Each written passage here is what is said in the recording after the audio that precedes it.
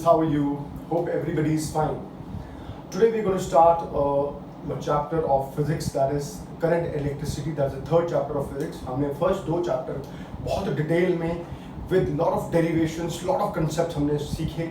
I hope आपने उसको learn कर लिया है. अगर नहीं किया है तो बेटा अभी भी टाइम है, उसको learn कर लें. I have lot of videos on that. आप मेरे videos देख सकते हैं कभी भी बैठ के वहाँ पे. कोई doubt आता है तो you can get back to me. Okay, today we are going to start a very important chapter that is called third chapter. अब फिजिक्स आपकी बहुत स्मूथ होने वाली है, बहुत आसान जो हम ऑलरेडी पढ़ चुके हैं उसको थोड़ा सा कंसेप्ट बढ़ाएंगे और उसको हम पढ़ेंगे. करंट इलेक्ट्रिसिटी बेटा ये हमारा टॉपिक है, थर्ड चैप्टर है फिजिक्स का एंड वेरी इंपॉर्टेंट चैप्टर. देखिए प्लीज अंडरस्टैंड करिए, कोई भी मेटल है, जैसे मैंने ये बैंगल पहनी हुई है, कड़ा जिसको कहते हैं, अगर कड़ा पहना है तो अभी मैं इसको हाथ लगाऊं तो उसमें करंट नहीं है ना, करंट नहीं है इसमें, मतलब करंट नहीं लगती है. ठीक है, तो ऐसा क्यों है?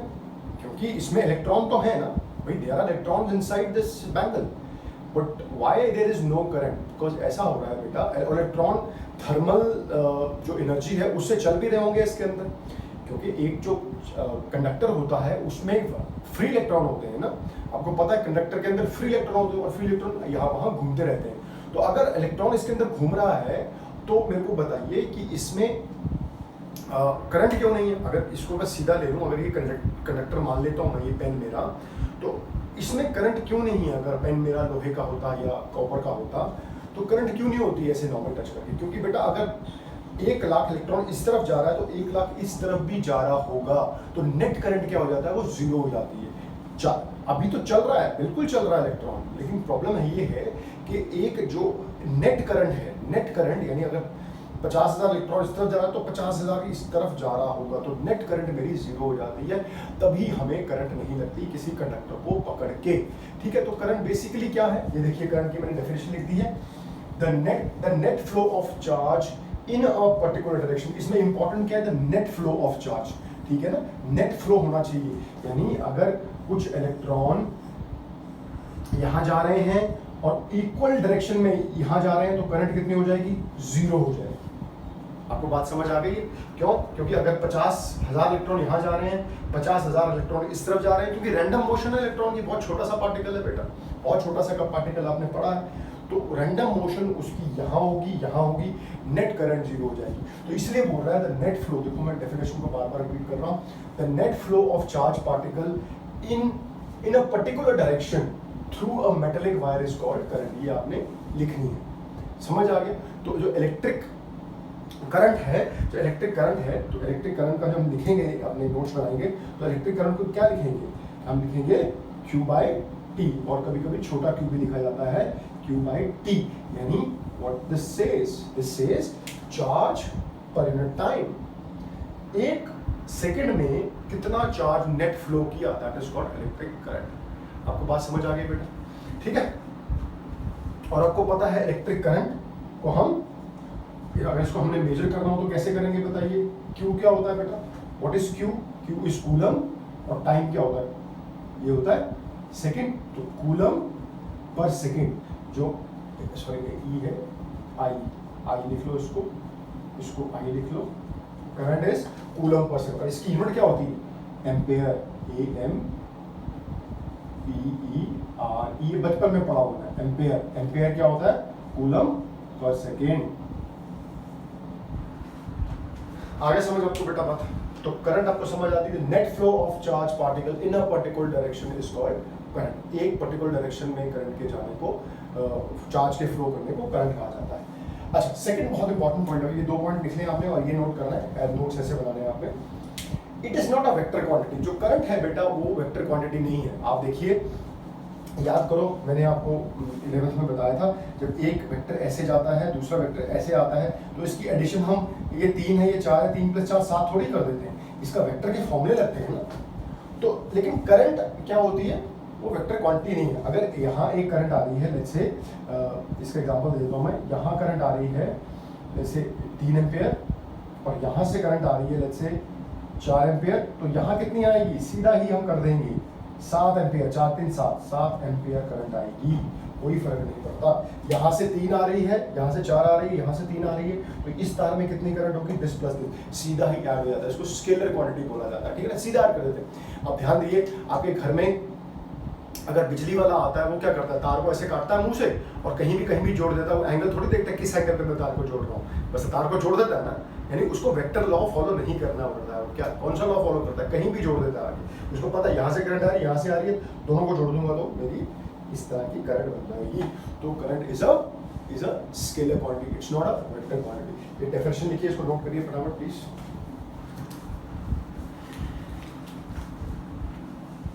Okay students, look at this, direction of the flow of current. हम बचपन से सीखते जा रहे हैं, ये चीज़ हमने बहुत सीखी है, direction of flow of current क्या होता है। देखिए, जब हम यहाँ पे एक कंडक्टर है, कंडक्टर में मैंने ये लगा दी, बैटरी लगा दी है, positive term higher potential, this is higher potential and this is lower potential. This is positive potential होता है, नेगेटिव पोटेंशियल तो आपको पता है, अपने बचपन से सीख रखा है। जब मैंने यहाँ पे बैटरी लगा दी तो क्या होगा, यहाँ पे जो इलेक्ट्रॉन है सारा इलेक्ट्रॉन मेरा यहाँ चलने लग जाएगा। आपको पता है ना, इलेक्ट्रॉन कहाँ जाएगा, पॉजिटिव पोटेंशियल पे जाएगा। इलेक्ट्रॉन कहाँ जाएगा बेटा, पॉजिटिव पोटेंशियल पे जाएगा। अच्छा देखिए, जब ये पॉजिटिव पोटेंशियल पे जाएगा तो इलेक्ट्रॉन इस तरफ जाएगा। अगर मैं इसको ए बोलूँ, इसको बी बोलूँ, तो electron will go from B to A. लेकिन जो डायरेक्शन ऑफ पॉजिटिव चार्ज है, पॉजिटिव चार्ज कहाँ से कहाँ जाएगा बताइए, पॉजिटिव चार्ज कहाँ से कहाँ जाएगा, पॉजिटिव चार्ज आएगा ए से बी की तरफ। तो इसको हम क्या कहते हैं, direction of the current, direction of current,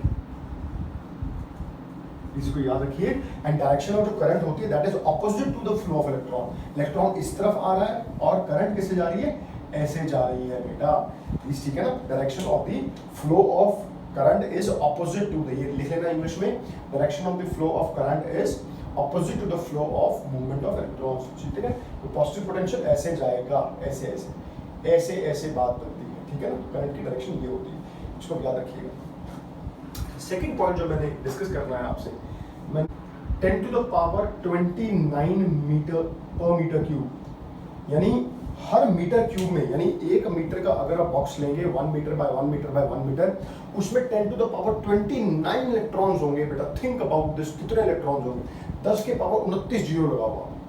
तो इतने इलेक्ट्रॉन्स होते हैं वो जो इसके अंदर, अभी तो मैंने यहाँ बैटरी नहीं लगाई, समझो मैं जो बताने की कोशिश कर रहा हूँ बेटा, ठीक है। तो वो उनके पास कौन सी एनर्जी है, थर्मल एनर्जी है, और वो फ्री इलेक्ट्रॉन है, वो क्या करते हैं, रैंडमली घूमते रहते हैं। मैंने बताया कोई ऐसे जा रहा है तो कोई ऐसे जा रहा है, कोई ऐसे जा रहा है, कोई ऐसे जा रहा है, ऐसे जा रहा है। आपको समझ आ गया। तो यहाँ पे जो भी तभी बताया था, तभी इस कड़े में करंट नहीं है, तभी इसमें अगर ये लोहे का होता उसमें करंट नहीं होती। ऐसे टच करोगे कहाँ करंट होती है, किसी में करंट नहीं होती। क्यों, क्योंकि वो रैंडमली घूम रहे हैं। तो सबकी एवरेज जो वेलोसिटी है, कोई इधर जा रहा है तो कोई इधर भी जा रहा होगा ना। अच्छा, एक इलेक्ट्रॉन बनाता हूँ जो इधर जा रहा है, ऐसे जा रहा है, इसकी वेलोसिटी है लेट्स से 3 मीटर पर सेकेंड। एक इलेक्ट्रॉन इधर भी जा रहा होगा जिसकी है -3 मीटर पर सेकेंड। ये देखो तो कितनी हो गई, 0 हो गई ना। ऐसे ही इनकी एवरेज वेलोसिटी क्या होता है, 0 होती है। तो फिर अब याद रखना, जब हम किसी कंडक्टर को लेते हैं तो उसकी जो एवरेज वेलोसिटी होती है इलेक्ट्रॉन्स की, वो क्या हो जाती है, 0 हो जाती है। अगर मैं n इलेक्ट्रॉन्स ले लूँ तो I can write u1 plus u2 plus u3 plus dash dash dash un divided by n। Average velocity क्या होगी इनकी, 0। इनिशियल एवरेज वेलोसिटी कितनी होगी इनकी, 0 होगी। अगर वेलोसिटी हो जाती तो करंट ना लगती हमें, तो इनकी एवरेज वेलोसिटी 0 होती है। नाउ व्हाट हैपेंस, ये तो हमने स्टडी कर लिया जब उसके अंदर थर्मल एनर्जी लग रही है, ठीक है। अंडरस्टैंड कीजिए,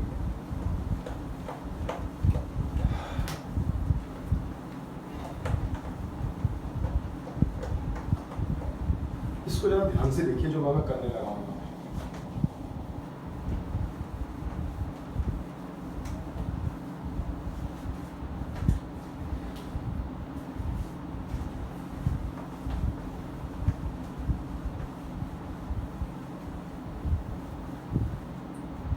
इसको ध्यान से देखिए ना, जो देखिए जब मैंने यहाँ पे बैटरी लगा दी, जब मैंने यहाँ बैटरी लगा दी तब क्या होगा, what happens is electron start moving here, electrons यहाँ चलने लग जाते हैं तो करंट बहना शुरू हो गया। अब तो पर्टिकुलर डायरेक्शन में बहेगा ना इलेक्ट्रॉन। पहले तो रैंडमली था, क्योंकि पहले मैंने जो डायग्राम बनाया था उसमें एक बैटरी नहीं लगाई थी, तो रैंडमली घूम रहे थे। लेकिन अब क्या होगा, अब अगर एक इलेक्ट्रॉन को मैं स्टडी करूं, बाहर लाके स्टडी करता हूं, तो वो क्या होगा, वो देखो, क्योंकि ये कॉपर का बना हुआ है, कॉपर की वायर है सपोज, या लोहे की तार है, तो जब यहाँ के कॉपर के आयन भी होंगे, कॉपर ये तार है, देखिए जैसे कॉपर आयन, ये तो चार्ज पार्टिकल बन जाएगा कॉपर आयन। तो इलेक्ट्रॉन चलेगा तो क्या होगा, सीधा नहीं चलेगा, इलेक्ट्रॉन क्या करेगा, टकराता जाएगा ना, तो क्योंकि देखो सिर्फ इलेक्ट्रॉन ही थोड़ी है इसके अंदर, यहाँ बैटरी लगी हुई है, सपोज यहाँ मैंने नेगेटिव लगा दिया, यहाँ पॉजिटिव लगा दिया, यहाँ नेगेटिव लगा दिया, यहाँ पॉजिटिव लगा दिया, तो इलेक्ट्रॉन क्या करे, टकराते टकराते जाएगा, सीधा नहीं जाएगा, ड्रिफ्ट होगा इलेक्ट्रॉन। तो ये हमारा पहला टॉपिक आज का पढ़ने वाला मेन इंपॉर्टेंट टॉपिक है, ड्रिफ्ट वेलोसिटी क्या होती है, इसको अंडरस्टैंड करो बेटा। दोबारा सुनो बेटा, जब इलेक्ट्रॉन यहाँ पे और इलेक्ट्रॉन भी तो कितने इलेक्ट्रॉन है, मैंने बताया था 10 to the power 29 पर मीटर क्यूब इलेक्ट्रॉन है। ये जो मैंने पहले कंसेप्ट सिखाए, ये थ्योरेटिकल, अब हमारा प्रैक्टिकल, यहाँ फिजिक्स शुरू हो गई है। जब इलेक्ट्रॉन चलता है तो सीधा ऐसे नहीं, यहाँ मैंने चार लगाया सीधा यहाँ पहुंच गया, ऐसे थोड़ी होगा, यहाँ कितने दुश्मन बैठे हैं बॉस, 10 to the power 29 तो इलेक्ट्रॉन ही है, और बाकी कौन है, बाकी आयन्स हैं जिनसे इलेक्ट्रॉन निकले हैं, वो यहाँ बैठे हुए, तो टक्कर मार, तो इलेक्ट्रॉन का कैसे चलेगा, ऐसे चलेगा, फिर ऐसे जाएगा, फिर ऐसे हो जाएगा, फिर ऐसे हो जाएगा, और टक्कर लग के मैं कहाँ जा रहा हूँ मेरे को क्या पता, तो टक्कर लगते ऐसे इलेक्ट्रॉन चलता जाएगा, फिर यहाँ से तार से बाहर निकलेगा ऐसे। आपको बात समझ आ रही है? इलेक्ट्रॉन क्या करता है, हमें दिखता है कि ऐसे जा रहा है, बट ऐसे नहीं जाता है, वो क्या करता है, वो आस्ते आस्ते टक्कर खाते, और एक बात तो सच है कि इस तरफ ही जाएगा, क्यों, क्योंकि पॉजिटिव चार्ज इस तरफ है, तो उसकी तरफ तो अट्रैक्ट हो रहा है, लेकिन बीच में रास्ते में गुंडे खड़े हैं, बदमाश खड़े हैं, उनके साथ टक्कर खाते ऐसे चलता है, ये ऐसे करते वो चलता है आगे, सीधा नहीं चलता। जैसे बचपन में हम सीखते थे ना भाई, इलेक्ट्रॉन यहाँ से यहाँ चला गया, ऐसे नहीं चलता है। 11th क्लास में क्या होता है, वो आस्ते आस्ते ड्रिफ्ट करता है, और तब वो वहाँ जाके पहुँचता है। वो हमने स्टडी करनी है, ड्रिफ्ट वेलोसिटी क्या होती है। आपको समझ आ गया कि electron does not go straight from one point two another, it encounters so many collisions, copper ions हैं, इलेक्ट्रॉन्स हैं, बाकी चीजें हैं, ठीक है ना, उनसे टकराने के बाद वो कहाँ जाएगा किसी को नहीं पता, लेकिन आगे तो बढ़ेगा ही। क्यों? क्योंकि यहाँ पे पॉजिटिव पोटेंशियल लगा है, देखो मैंने पॉजिटिव बैटरी लगाई हुई है, पॉजिटिव पोटेंशियल है, ये इसको खींच रहा है, टक्कर खाते जाएगा वहां से। आपको समझ आएगा। एक छोटी सी एग्जांपल देता हूँ, सपोज ढलान है, और ढलान में आप कुछ ऑब्स्टेकल्स डाल दो और ऊपर से कंचा छोड़ दो, वो ऑब्स्टेकल से टकराएगा जरूर, ऑब्स्टेकल टकराए रुकेगा, लेकिन फिर नीचे ही आता जाएगा, वो आएगा तो नीचे ना अल्टीमेटली, क्योंकि यहाँ पे उसको जाना है, तो यहाँ पे इलेक्ट्रॉन को जाना है। आपको बात समझ आई? तो अभी हम स्टडी करेंगे ड्रिफ्ट वेलोसिटी, ठीक है। Let's write down that. Very okay students, मैंने आपको बता दिया कि इलेक्ट्रॉन जब चलता है तो कैसे चलता है, वो ऐसे चलता है, ऐसे चलेगा, फिर ऐसे चलेगा, फिर ऐसे चलेगा, फिर ऐसे चलेगा, फिर ऐसे चलेगा, फिर ऐसे चलेगा, फिर ऐसे भी चल सकता है, ऐसे भी चल सकता है, ऐसे चलता है इलेक्ट्रॉन, ठीक है, ड्रिफ्ट होकर चलता है। वो आपको समझ आ गया, ठीक है ना। तो लेकिन क्योंकि पॉजिटिव पोटेंशियल लगा हुआ है तो वो उस तरफ भागेगा ही भागेगा, ये तो पक्का है। अच्छा, समझ आ गया। अब देखो इसकी डेफिनेशन क्या बनी, फिर ये आपने लिखनी है, जो नोट्स जो मैं ब्लैक बोर्ड पे लिखना है आपने बिल्कुल वैसे ही कंट्रोल सी कंट्रोल वी कर देना है, उसको चेपना है और लर्न करना। ये कहता है, it is the average velocity with which the electron gets drifted towards the positive terminal under the influence of electric field. यानी ये वो वेलोसिटी है, एवरेज वेलोसिटी है। एवरेज वेलोसिटी क्यों बोलूंगा मैं, आप बोलोगे सर एवरेज वेलोसिटी की वेलोसिटी क्यों नहीं बोलूं? बेटा ये देखो, अगर एक इलेक्ट्रॉन यहाँ से चला, यहाँ टकराया, फिर यहाँ गया, फिर यहाँ गया, तो सबकी वेलोसिटी को ऐड करके जो कितने अनगिनत वेलोसिटी होंगी। अगर n इलेक्ट्रॉन है तो n बार टकराएगा तो उसकी अलग अलग वेलोसिटी आएगी ना, तो उसका क्या करना पड़ेगा, एवरेज निकालना पड़ेगा। आपको समझ आएगी, क्योंकि इलेक्ट्रॉन ड्रिफ्ट करता है, टक्कर खाते हुए आगे जाता है, इसलिए अलग अलग वेलोसिटी होगी उसकी, और अलग सारी वेलोसिटी को ऐड करना पड़ेगा। जाएगा इस तरफ, ये देखो ना, यहाँ टक्कर खाई, ये वेलोसिटी ले ली, यहाँ टक्कर खाई, ये ले ली, यहाँ टक्कर खाई, तो हर वेलोसिटी को ऐड करके ही आएगी। इसलिए इसको देखो, हर पॉइंट समझा रहा हूँ मैं। It is the average velocity with which the electron gets drifted towards the positive terminal of the positive terminal under the influence of electric field।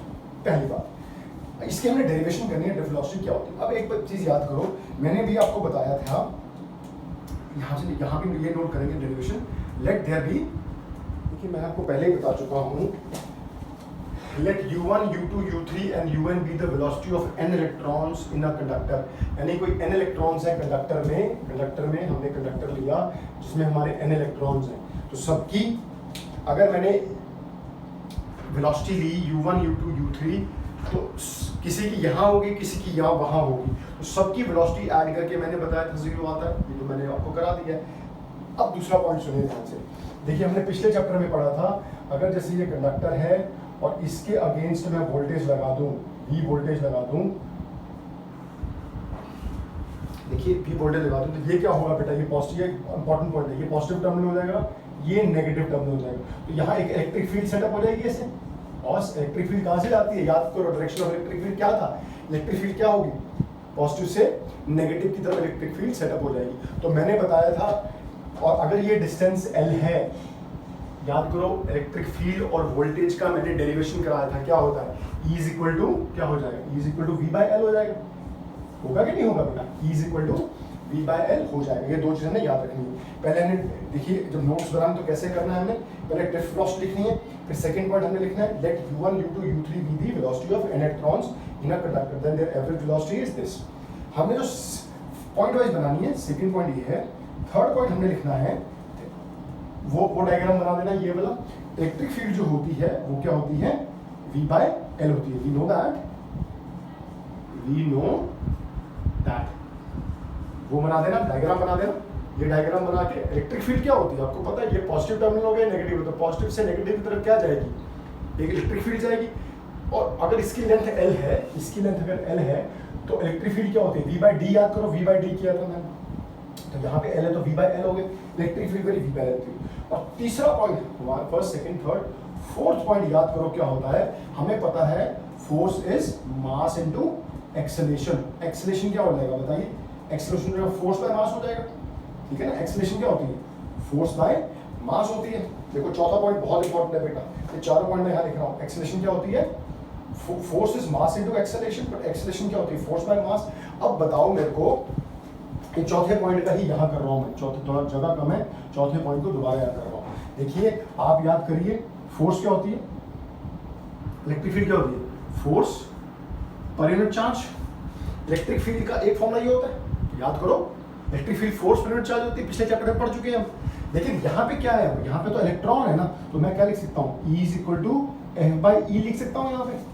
Electric field is given by force per unit charge, लेकिन electron के लिए क्या हो जाएगा, ये F by E हो जाएगा। तो फोर्स कितनी आ जाएगी इलेक्ट्रॉन पे बताइए, छोटा E इंटू बड़ा E, ऐसे भी लिख सकते हैं, छोटा इंटू बड़ा, और इसके आगे नेगेटिव लगा दीजिए। क्यों, क्योंकि फोर्स इससे उल्टा चल रही है, और यहाँ चार्ज नेगेटिव कर लो, समझ आ गया। तो E into E is our force. अगर मैं फोर्स को यहाँ डाल दूं बेटा तो मेरी एक्सेलरेशन आ गई।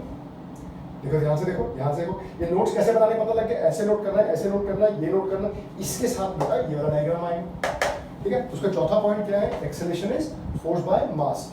तो अच्छा, acceleration is force by mass, electric field होती है फोर्स पर यूनिट चार्ज, तो इलेक्ट्रिक फील्ड क्या आ गई फॉर इलेक्ट्रॉन, इलेक्ट्रॉन के लिए हो जाएगा, इलेक्ट्रॉन के लिए कितना हो जाएगा, चार्ज की जगह इलेक्ट्रॉन आ जाएगा, तो ये ई हो जाएगी। उसके बाद मैं इसको मिटा के बनाता हूं।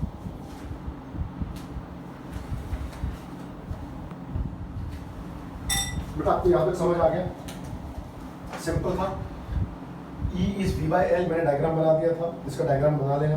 फोर्स मास इनटू एक्सेलरेशन होती है, एक्सेलरेशन क्या हो जाएगी, फोर्स बाय मास। हमें ये भी पता है कि force per unit charge, first chapter, force per unit charge is, electric field is force per unit charge, और इलेक्ट्रॉन की बात करते हैं F ही आ जाएगा, तो F क्या आ गया ये। Therefore what is acceleration, therefore मेरी एक्सेलरेशन कितनी होगी बताइए, एक्सेलरेशन कितनी हो जाएगी बताओ। एक्सेलरेशन इज, ये फोर्स, फोर्स कितनी है वही माइनस ई, ये देखिए ये दी force, minus E by M मेरी फोर्स आ गई। अब देखिए एक इलेक्ट्रॉन जो ऐसे ऐसे चल रहा है बेटा, मैं यहाँ बना देता हूँ, इलेक्ट्रॉन जो ऐसे ऐसे चल रहा है, धक्के खा के चल रहा है बेचारा, ऐसे ऐसे ऐसे फिर ऐसे ऐसे चल रहा है। अब देखिए एक चीज, ये इसको एक्सेलरेशन भी मिल रही है क्योंकि इलेक्ट्रिक फील्ड लगी हुई है, इलेक्ट्रिक फील्ड लगी हुई है ना बेटा, पॉजिटिव नेगेटिव क्या कर रहा है, करेक्शन, पॉजिटिव यहाँ पे नेगेटिव यहाँ पे, अभी तो चलेगा। तो इसको इलेक्ट्रिक फील्ड मिली तो ऐसे जा रहा है बेचारा इलेक्ट्रॉन वाला। लेकिन एक चीज नोट करना, यहाँ पे कोई इंपॉर्टेंट चीज है बेटा, एक कंसेप्ट देखना है ध्यान से। जब इसको एक्सेलरेशन मिली, ये चला ऐसे, लेकिन यहाँ फिर टकरा गया ना किसी से, तो इतने ही पार्ट के लिए एक्सेलरेट हुआ, फिर नए से शुरू किया, यहाँ एक्सेलरेट हुआ, फिर यहाँ से शुरू किया नए। तो हर बार क्या हो रहा है, इसको एक्सेलरेशन छोटे ही टाइम के लिए मिल रही है, छोटे ही टाइम के लिए एक्सेलरेशन मिल रही है, क्योंकि उसके बाद तो टकरा रहा है बेचारा वो। अगर हम सीधी गाड़ी सड़क पे चलाते हैं और गाड़ी को हम एक्सेलेरेट करते हैं तो हमारे सामने कुछ नहीं होता ना, हम तो सीधा चलते जाते हैं। लेकिन इसकी प्रॉब्लम क्या है, जो इसको एक्सेलरेशन मिल रही है इतने टाइम के लिए मिल रही है, फिर इतने टाइम के लिए मिल रही है, फिर इतने टाइम के लिए मिल रही है, फिर इतने टाइम के लिए मिल रही है, फिर इतने टाइम के लिए, फिर इतने टाइम के लिए एक्सेलरेट हो रहा है। देख रहे हैं आपको, इतने टाइम के लिए एक्सेलरेट, फिर इतने टाइम के लिए एक्सेलरेट हो रहा है। तो छोटे छोटे टाइम पे इसको एक्सेलरेशन मिलती जाती है, इकट्ठी एक्सेलरेशन नहीं मिल रही है इसको। आपको बात समझ आ गई? तो ये आप एक्सेलरेशन ही आपकी आ गई, ठीक है। तो क्या हो रहा है कि प्लीज अंडरस्टैंड करो, और एक्सेलरेशन जितने टाइम के लिए मिल रही है उसको क्या बोलते हैं, रिलैक्सेशन टाइम। अब रिलैक्सेशन टाइम का कंसेप्ट क्यों ऐड हुआ बताओ? क्योंकि बेटा देखो, सपोज ये यहां टकराया, इसका टाइम था t1, इसको इतने मिनट के लिए एक्सेलरेशन मिली, और ये फिर ये दोनों क्या पता, ये दोनों बराबर थोड़ी है, क्या पता एक ऐसे टकरा रहा हो, ऐसे टकरा रहा हो, तो ये ज्यादा टाइम नहीं है। तो इस टाइम पे कोई टक्कर नहीं लगी, इस टाइम पे वो क्या हुआ, रिलैक्स हुआ, तो उसको रिलैक्सेशन टाइम कहते हैं। जितने टाइम के लिए वो टक्कर से बच गया उसको क्या कहते हैं, रिलैक्सेशन टाइम। और उसी टाइम के लिए तो वो चीज एक्सेलरेट होगी। भाई मैं गाड़ी चला रहा हूँ, मैंने रेस दे दी, आगे कुछ नहीं आया तो मैं एक्सेलरेट करूंगा, आगे तो मेरे को रोकनी पड़ेगी ना गाड़ी। आपको बात समझ आ रही है? तो एक्सेलरेट कितने टाइम के लिए होगा, अलग अलग रिडक्शन टाइम के लिए एक्सेलरेट होगा। ये समझ आ गई बात आपको, ठीक है।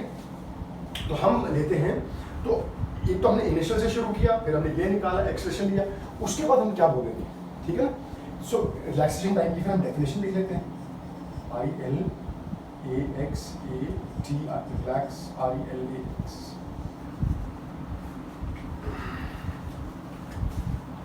ओके, अब देखिए ध्यान से, रिलैक्सेशन टाइम क्या है। देखो बेटा, आराम से करा रहा हूँ, शॉर्ट कराई जा रहा हूँ ताकि आपको समझ आ जाए। कहता है the shortest time for which an electron accelerates before suffering a collision. जितने देर के लिए भाई साहब बिना टक्कर खाए चल रहे हैं उसको रिलैक्सेशन टाइम कहते हैं। यहाँ पे रिलैक्सेशन टाइम अलग होगा, यहाँ पे अलग होगा, यहाँ पे अलग होगा, यहाँ पे अलग होगा, ठीक है ना। तो जब चीज़ रिलैक्स है, कोई सामने नहीं आया, तभी तो आप गाड़ी को खींचोगे। उससे अगर बीच में गाय आ गई, भैंस आ गई, बिजली का पोल आ गया, अब गाड़ी रोकोगे ना, उस टाइम थोड़ी एक्सेलरेट करोगे। एक्सेलरेट कब करोगे, जब आप रिलैक्स हो, सड़क खाली है। वही इलेक्ट्रॉन के साथ हो रहा है। तो ये क्या बोल रहा है, the shortest time for which then electron accelerates before suffering the collision. तो इफ अगर एक सपोज इफ एन इलेक्ट्रॉन, ठीक है ना, अगर एक इलेक्ट्रॉन की मैं बात करूं, N1 इलेक्ट्रॉन की बात करूं मैं, जिसकी स्पीड u1 है, इनिशियल स्पीड u1 है, if electron has thermal velocity, इसकी u1 है, एंड इसका रिलैक्सेशन टाइम, और रिलैक्सेशन टाइम को बेटा टाउ से डिनोट करते हैं, टाउ ऐसे लिखा जाएगा, टाउ, ये टाउ। तो इसका t1 है, then its final velocity will be how much. इसकी फाइनल वेलोसिटी कितनी होगी, उसको v1 ले लेते हैं। v1 कितनी होगी, u1 प्लस एक्सेलरेशन इनटू टाउ1, v is equal to u plus at। ये देख लो ना बेटा, समझ आ रहा है। तो डेरिवेशन बड़े सिंपल से तरीके से करनी है। स्टार्टिंग में आपने क्या लिखना, आपको पता क्या करना है। स्टार्टिंग में आपने एवरेज स्पीड को 0 कर देना। इनिशियल एवरेज स्पीड 0 होती है, कहीं भी रैंडमली चलते हैं वो। सेकंड में क्या करना है, आपने E इज इक्वल टू, ऐसे याद करनी है, E is equal to v/l कर देना है। थर्ड में आपने एक्सेलरेशन निकाल देनी है। फोर्थ में आपने लिख देना है कि if an electron, relaxation time लिखना है, और लिखना है if an electron has a thermal velocity u1 and relaxation time t1, इसी टाइम पे तो एक्सेलरेट करेगा भाई साहब, मैंने बताया था। Then its final velocity will be v1 u plus a tau one, ठीक है। अब बताइए मेरे को vd क्या होती है। vd ये तो एक इलेक्ट्रॉन की है, vd है एवरेज वेलोसिटी सारे इलेक्ट्रॉनों की। अगर n इलेक्ट्रॉन तो सबका ही होगा, तो सबका vd क्या हो जाएगी बताइए, ड्रिफ्ट वेलोसिटी क्या हो जाएगी, ये हो जाएगी u1 के लिए a टाउ1, एक्सेलरेशन सबकी सेम है। दूसरे के लिए क्या हो जाएगी बताओ, u2 a टाउ2। तीसरे की क्या हो जाएगी, u3 a टाउ3, डैश डैश डैश। n की क्या हो जाएगी, un plus a tau n। ये देखिए sir, divided by average velocity है, डिवाइडेड बाय n। ये देख लीजिए, इसमें कोई डाउट एक बार पढ़ के देख लो बेटा। एक बार पढ़ के देख लीजिए इसको, कोई डाउट? मैंने स्टार्टिंग में लिखाया था what is drift velocity? It's average velocity होती है, average velocity of all the electrons जो जा रहे हैं, ड्रिफ्ट होके जा रहे हैं। वो ये सब मैंने नोट कर लिया, ठीक है? इसमें कोई डाउट हो तो मेरे को बता दो।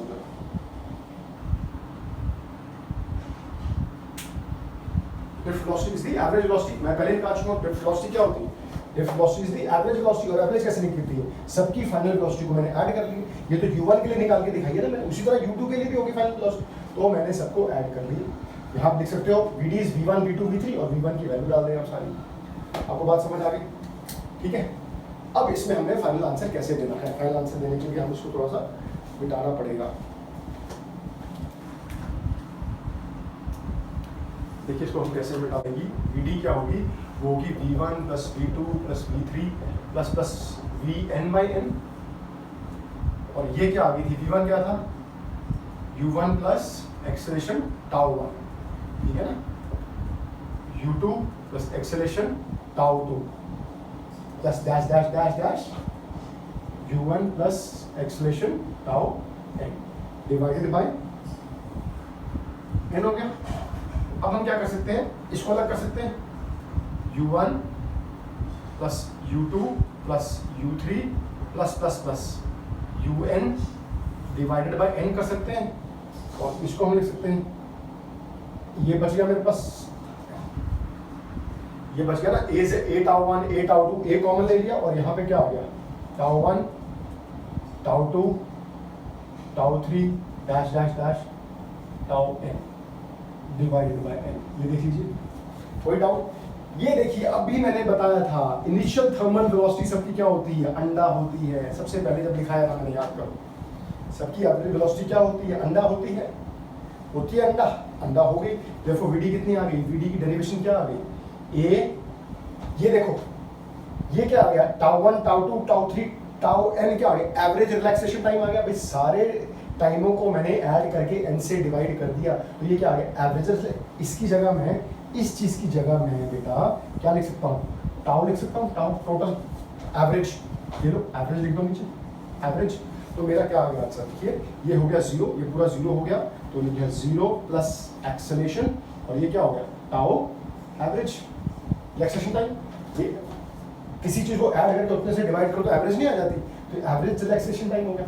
इसको क्या बोलेंगे? इसको लिख लो average relaxation, EXATI relaxation, average relaxation time हो गया। अब vd कितना हो गया? और a की वैल्यू मैं पिछली स्लाइड में निकाल चुका हूँ। a की वैल्यू क्या थी बताइए? a की वैल्यू थी फोर्स E बाय m, याद करो E बाय m थी, तो यहाँ मैंने डाल दिया E बाय m टाउ। ये आ गई आपकी डेरिवेशन किसकी बेटा? ये जो नेगेटिव साइन से वेलोसिटी देता है, मैग्नीट्यूड में इसको हटा देना। E by m tau, tau is the average relaxation time. आपको कैसे लिखा जाता है? ये आपकी कंप्लीट डेरिवेशन हो गई बेटा। इसकी डेरिवेशन होगी आपकी ये इसकी ड्रिफ्ट वेलोसिटी। ये पूरा डिटेल में इसको पढ़ के देखना बेटा, दोबारा स्टडी करके देखना। कोई एक ही पेज पे सॉल्व करके देखना। मैंने तो 2-3 स्लाइडों में सॉल्व किया है इसको, सॉल्व करके देखिएगा। इट्स वेरी वेरी इजी, कुछ नहीं है, 3-4 स्टेप लगते हैं। उसको आप नोट कर लेंगे तो आपकी डेरिवेशन हो जाएगी, ठीक है? इसको नोट कर लीजिए।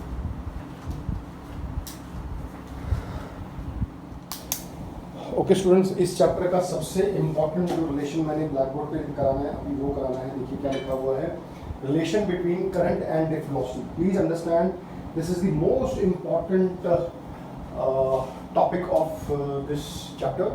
रिलेशन बिटवीन, मैं पेन में ही डाल लेता हूँ, relation between, look at this केवल। रिलेशन बिटवीन क्या है? Current and drift velocity. यानी करंट क्या होती है I, ड्रिफ्ट वेलोसिटी क्या होती है D, हमने पढ़ लिया। इनके बीच का रिलेशन क्या है वो देखिए बहुत इंपॉर्टेंट है, उसको समझिए। उसके लिए हमने डायग्राम बनाया हुआ है। Understand the diagram. क्या लिखा हुआ मैंने बताया करते हैं, ब्लैक बोर्ड देखिए।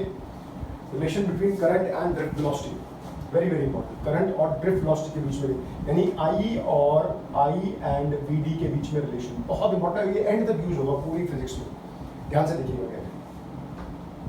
देखिए मैंने क्या क्या माना है, आपने ये कंस्ट्रक्ट करना है ये एक कंडक्टर बनाया है जिसकी लेंथ L है, एरिया ऑफ क्रॉस सेक्शन ये है। तो I can write volume of the conductor क्या होगी बताओ? कंडक्टर की वॉल्यूम क्या होती है? Area of the base into length, ये तो पता ही है ना। एरिया ऑफ द बेस कितना है? A इनटू लेंथ, ठीक है ना।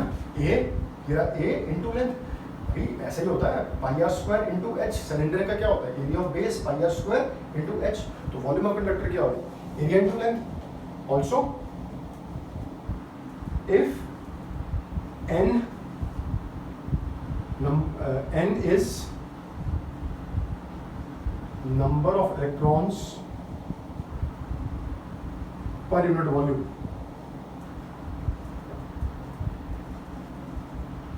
अगर n है, small n is number of electrons per unit volume, total electron कितने होंगे? Al into n। भाई हर वॉल्यूम में, हर यूनिट वॉल्यूम में कितना है? n है, तो टोटल वॉल्यूम में कितना होगा? NaL, ठीक है। This will be equal to NaL। भाई बिकॉज बेटा अगर एक की कीमत 5 रुपए है तो 10 की कितनी होगी? 10 इंटू 5 होगा, NaL हो गया। Second point. थर्ड इज अगर एक का चार्ज, एक इलेक्ट्रॉन का चार्ज E होगा तो टोटल चार्ज कितना हो जाएगा? ठीक है। If E is charge on one electron,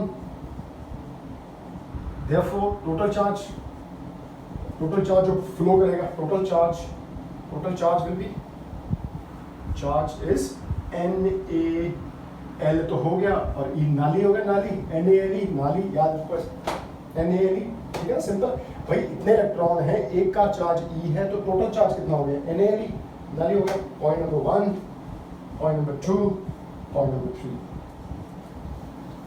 अब देखिए चौथा पॉइंट, बड़ा सिंपल सा डेरिवेशन है, ठीक है ना, सिंपल कंसेप्ट, आराम से समझा रहा हूं। अब देखिए जब ये इस वेलोसिटी से यहाँ पे चल रहा है और इसकी लेंथ L है, तो टाइम कितना लगेगा? इस इलेक्ट्रॉन को यहाँ से यहाँ पहुँचने में टाइम कितना लगता है बेटा? देखो स्पीड होता है डिस्टेंस अपॉन टाइम, तो टाइम कितना होगा? डिस्टेंस अपॉन स्पीड नहीं हो जाएगा। तो डिस्टेंस कितना है? देखिए डिस्टेंस है L, स्पीड कितनी है? Vd। Therefore time taken by electron, इसको पॉइंट, इसको सरफेस 1 बोल दो, सरफेस 2 बोल दो। Time taken by electron travelling from surface 1 to 2, time कितना लगेगा बताइए? टाइम होता है डिस्टेंस अपॉन स्पीड। डिस्टेंस कितना है? L, स्पीड कितनी है? Vd। तो time will be given by distance L upon, बताइए, L अपॉन Vd। इसको नाम फिफ्थ दे, L अपॉन Vd हो जाएगा। ऊपर थोड़ा रब कर देते हैं। आई होप आपको ये समझ आ रहा है। बहुत इंपॉर्टेंट डेरिवेशन है, हर बार बोर्ड एग्जाम में आती है, हर बार। देख लीजिए इसको जरा चेक कर लीजिए, देखिए।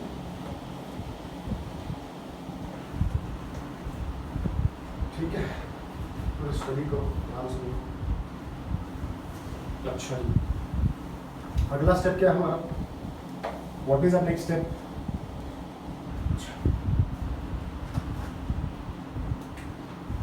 नाउ करंट कैसे होती है? करंट क्या होती है? चार्ज अपॉन टाइम, ठीक है। और चार्ज में टोटल निकाल, ये रहा चार्ज, देखो नाली NaLe, therefore NaLe।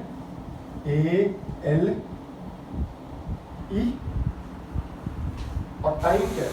टाइम क्या है हमारे पास? L by Vd। L by Vd मेरे पास टाइम, ठीक है, ये I है। अब देखिए L से L कट रहा, ये कितना आ गया? NeAVd। इस रिलेशन को जिंदगी भर याद रखना बेटा, कभी नहीं भूलना, बहुत जगह यूज होने वाला रिलेशन है। तो therefore relation between current and Vd कितना आ गया? NeAVd होता है। I इज इक्वल टू, याद ही रख लो, NeAVd। Very very important result है बेटा।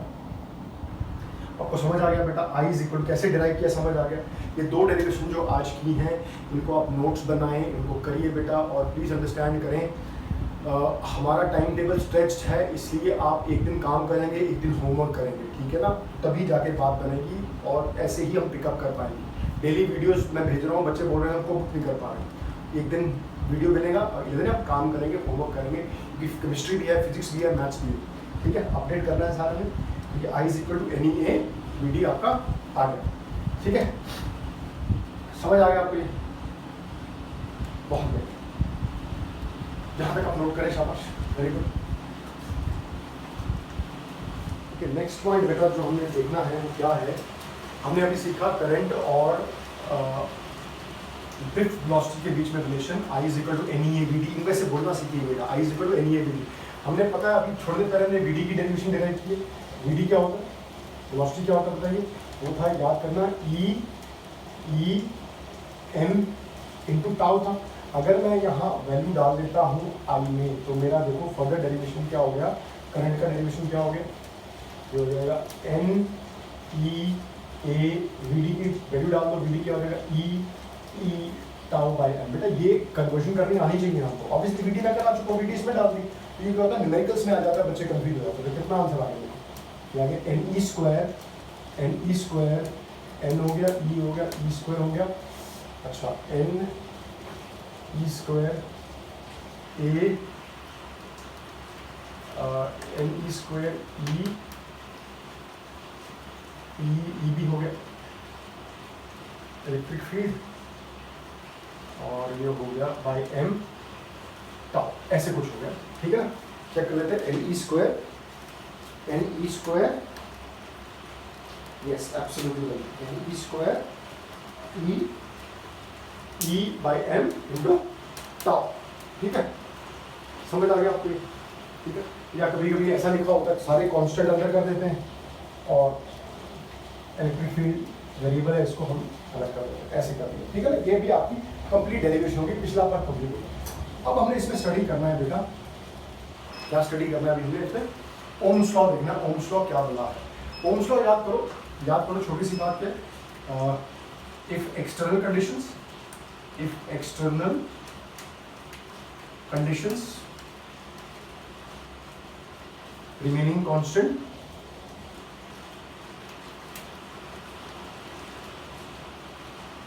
like temperature and pressure, और pressure, अगर इनको कांस्टेंट रखेंगे then current is directly proportional to the voltage applied, ये तो पता है आपको। सो I कितना होगा, और उसको कैसे लिखते हैं, V is directly proportional to I और V is equal to IR, तो R रेजिस्टेंस क्या होगा, V by I, और किसी तार के लिए रेजिस्टेंस क्या होता है आपका, कांस्टेंट होता है बेटा, ये कांस्टेंट होता है, देखो हमने बचपन में पढ़ रखा है ना, V is directly proportional, current is directly proportional voltage applied, voltage directly proportional current applied, current and V is equal to I, R is equal to V by I, ये कांस्टेंट होता है, किसी तार के लिए रेजिस्टेंस उसका constant, वो बदलता नहीं unless the temperature and pressure of remain constant. इसका हम डेरिवेशन करेंगे आज, देखिए 11th 12th में हम इसका डेरिवेशन सीखेंगे। देखिए डेरिवेशन कैसे होगा, डेरिवेशन बड़ा इंटरेस्टिंग है बेटा इसका। सपोज मैंने कोई तार हुई तो इसकी डेरिवेशन भी आ जाती है कि drive an expression for resistance का एक्सप्रेशन निकालिए, वो यूज करके, कौन सी ड्रिफ्ट वेलोसिटी यूज करके, ठीक है ना। सपोज ये कोई तार नहीं, मैंने तार को मैंने मोटा बनाया हुआ है ताकि आपको ये, और इसकी लेंथ है L, ठीक है, और नेक्स्ट से यहाँ पे मैंने वो वोल्टेज अप्लाई की हुई है, वोल्टेज अप्लाई की, ठीक है। यहाँ से शुरू करेंगे, इसको देखिए जरा, ठीक है। तो हमने इसमें दो तीन चीज़ें लिख लेते हैं। तो इलेक्ट्रॉन जो है वो ऐसे चलेगा, electron will move this side, किससे चलेगा, वीडी से। और वीडी क्या होती है, वीडी हमें पता है, वीडी हमें याद होगी, ये ई बाई एम। हाँ, अभी सिर्फ हम मैग्नीट्यूड ले रहे हैं इसलिए हमें ये मैग्नीट्यूड लिया, ठीक है। और आपको ये भी पता है कि इलेक्ट्रिक फील्ड क्या होती है, वो सेम चीज़ें देखो, इलेक्ट्रिक फील्ड क्या होती है, वी बाई एल होती है इलेक्ट्रिक फील्ड क्या होती है, वी बाई एल होती है। तो हम वी डी में ये डाल देते हैं, देयरफॉर इसको मैं हटा देता हूँ, छोटी सी डेरिवेशन इसलिए फटाफट यही कर देता हूँ, छोटा सा डेरिवेशन।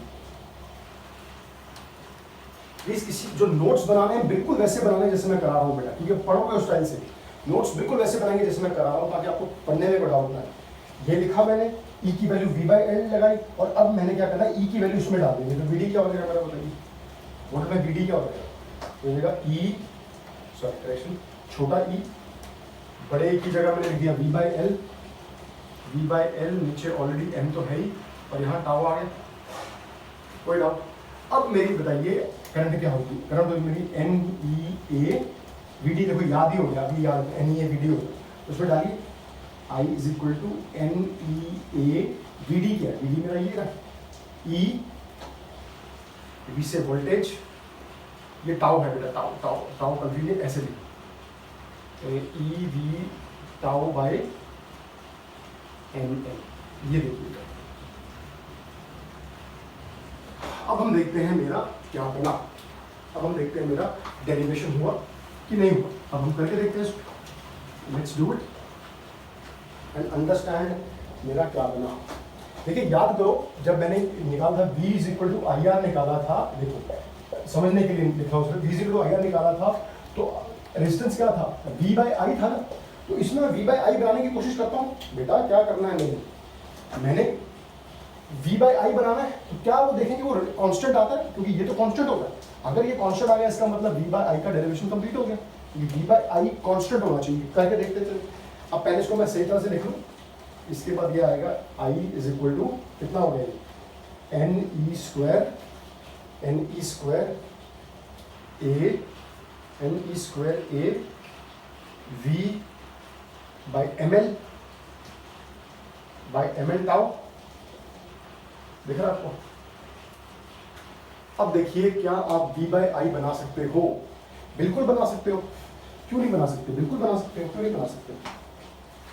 ये देखो अगर आपने v बाई आई बनाने की कोशिश की तो v को इधर रखेंगे, i को नीचे ले जाएंगे, तो क्या आएगा बताइए, ये आएगा v बाई आई, और जो सारी बाकी चीजें हैं, क्योंकि i नीचे आया है, ये सारी चीजें यहां चली जाएगी, तो क्या हो जाएगा बताओ, M L upon N E square, M L upon N E square, A tau ऊपर था, टाउ नीचे आ जाएगा। ये देखिए जरा कांस्टेंट आया, पहले चेक कर लेते हैं भाई, बताइए मास ऑफ इलेक्ट्रॉन कांस्टेंट है, कांस्टेंट है, तार की जो हमने लेंथ ली थी वो कांस्टेंट थी, ये देखो लेंथ हमने कांस्टेंट ही मानी थी, ये देखो कांस्टेंट ही मानी थी, कांस्टेंट थी बिल्कुल, m constant, l constant, number of electrons तो कांस्टेंट ही रहेंगे, चार्ज इलेक्ट्रॉन भी कांस्टेंट होता है, तार की ये भी कांस्टेंट थी, और रिलैक्सेशन टाइम तो होता ही कांस्टेंट है, relaxation time, average relaxation time, average relaxation time ये क्या है,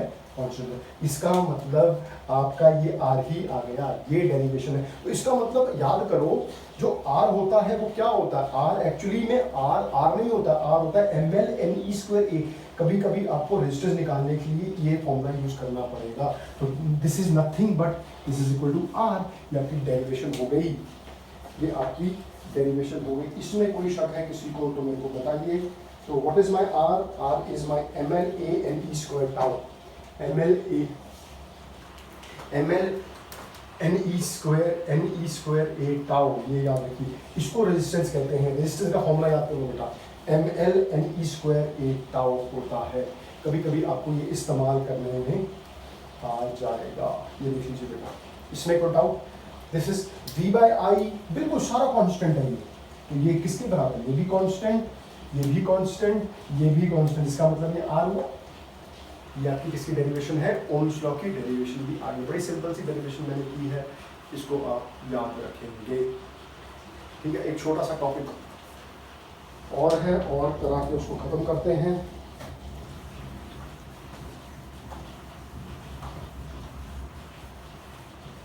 वैसे भी आपको इसी में से दिख रहा है आंसर, जो छोटी क्लासों में भी आपने पढ़ा है, 9th-10th में भी पढ़ा है आपने, वो क्या है देखिए, अगर मैं आपको यहां से बताऊं, जो r है, r क्या आ गया, ml a n e square tau.